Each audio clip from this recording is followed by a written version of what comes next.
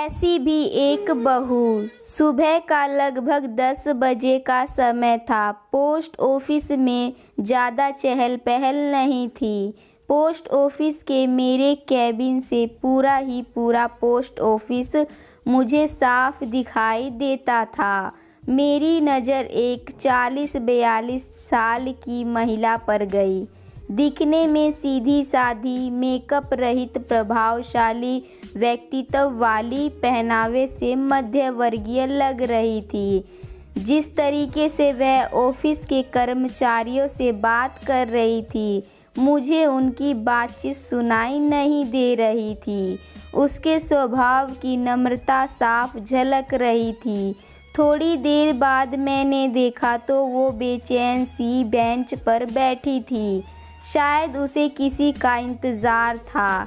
इतने में post office की एक एजेंट आई। उस महिला ने एजेंट से कुछ बात की और एजेंट ने अंदर आके मुझसे पूछा, सर, इनकी आरडी मैच्योर हो गई है। लगभग 9,000 की रकम है, लेकिन शर्मा जी कह रहे हैं कि अभी कैश नहीं है। 11 बजे बैंक खुलने पर ही पेमेंट हो सकता है। सर, मैंने पार्टी को बताया था कि मैं उनका पेमेंट जल्दी ही करवा दूंगी। क्या कहीं से कैश का बंदोबस्त हो सकता है? हालांकि इतनी रकम तो पोस्ट ऑफिस में रहती है, लेकिन पहले दिन बैंक की छुट्टी होने से आज कैश नहीं थी। मैंने शर्मा जी को बुलाया, उनसे बात की, लेकिन उन्होंने कैश उपलब्ध न होने की बात ही दोहरा दी। एजेंट से उस महिला को 11:30 बजे तक का इंतज़ार करने को कहकर मैं अपने काम में व्यस्त हो गया, क्योंकि बैंक खुलने के बाद कैश लाने में भी आधा घंटा तो लगेगा ही।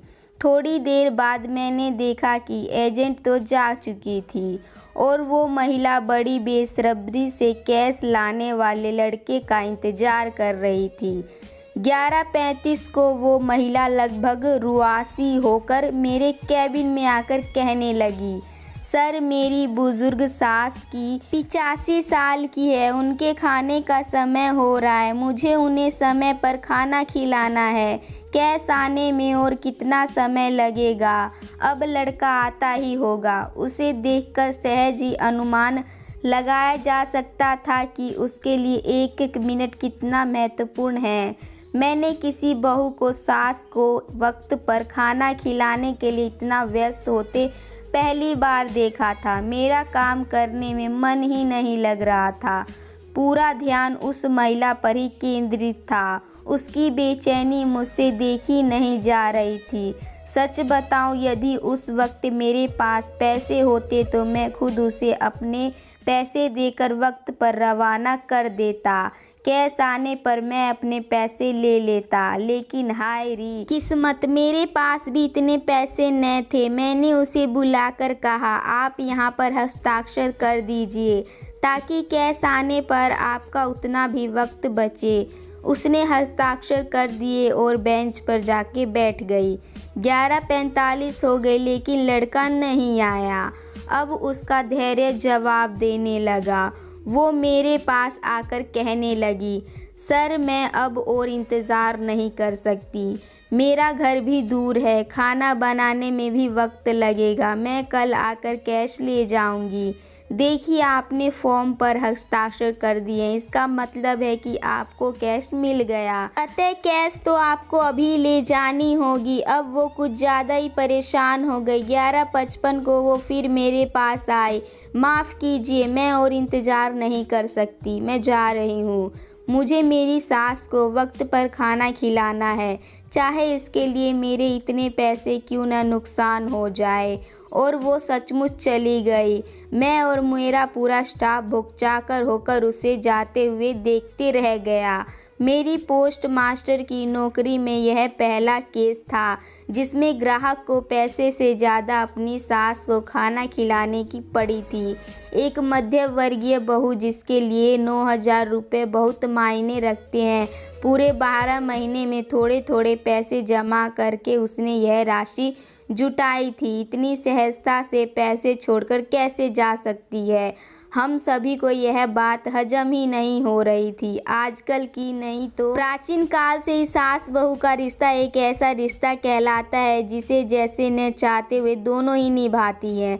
आए दिन हम सास बहू के अनबन के किस्से पढ़ते सुनते रहते हैं। थोड़े ही दिन पहले मैंने न्यूज़ में एक वीडियो देखा था जिसमें एक बहू अपनी बीमार और बुजुर्ग सास को पति की गैर मौजूदगी में खूब मारती है।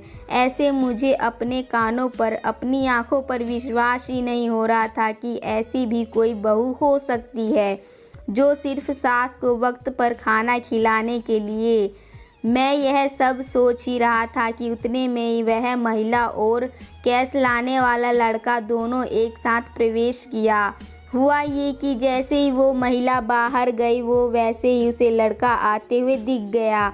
हमने जल्दी से उसे कैश देकर रवाना किया। मुझे और मेरे पूरे स्टाफ को ऐसा लगा था कि जैसे हमने उस महिला को कैश सौंपकर बहुत बड़ा काम किया हो। अभी भी जब मैं वो घटना याद करता हूँ तब आंखों देखी घटना होने के बावजूद भी विश्वास कर पाना कठिन हो जाता है कि ऐसा भी कोई बहू हो सकती है। तो इस कहानी से आप सभी को क्या सीख मिला आप ज़रूर बताइएगा, और ये कहानी आपको पसंद आएगा तो लाइक कीजिए, शेयर कीजिए और चैनल को सब्सक्राइब कीजिए।